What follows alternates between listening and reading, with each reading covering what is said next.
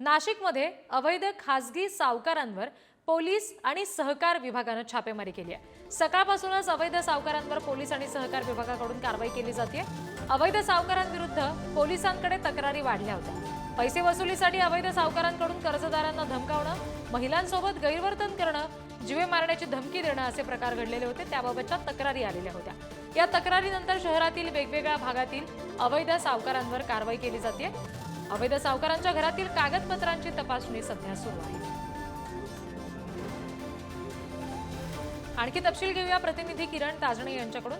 किरण, काय नेमकं सहकार विभागाच्या या छापेमारीतून समोर आलेलं आहे? काय नेमकी कारवाई झालेली आहे?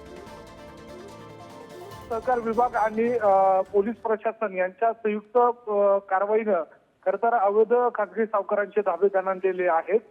मागील काळामध्ये जर बघितलं तर वैभव देवरे असेल किंवा कुंदरलवार पिता पुत्र असेल त्यांच्या सावकारीचे अनेक प्रकरण समोर आलेले होते। नाशिक पोलिसांनी त्यांच्यावर कडक कारवाई केलेली होती। वैभव देवरेवर मकोकाची कारवाई केलेली होती, तर दुसऱ्या बाजूला आता कुंदलवार पिता पुत्रांवर देखील 3 ते 4 गुन्हे दाखल झालेले होते। आणि अशा सगळ्या परिस्थितीमध्ये पोलीस प्रशासनाकडे विविध स्वरूपाच्या तक्रारी प्राप्त होत होत्या आणि त्या सगळ्या अनुषंगानं आता थेट त्यांच्या घरांवर छापेमारी केली जाते। त्यांच्याकडून काही कागदपत्र असतील किंवा त्यांच्याकडे असलेल्या ज्या नोंदी असतील त्यांची माहिती घेतली जाते आणि संयुक्त पद्धतीनं सहकार विभाग आणि पोलिसांकडून ही कारवाई केली जाते। त्यामुळे या कारवाईमध्ये नेमकं काय निष्पन्न होतं, पोलिसांच्या हाती काही कागदपत्र लागतात का किंवा तक्रारीच्या अनुषंगाने काही ठोस पुरावे मिळतात का याचा शोध आता घेतला जातोय। मात्र आता या कारवाईच्या दरम्यान अनेक जे अवैध खासगी सावकार आहेत त्यांचे दावे मात्र या निमित्तानं जाणणार आहेत।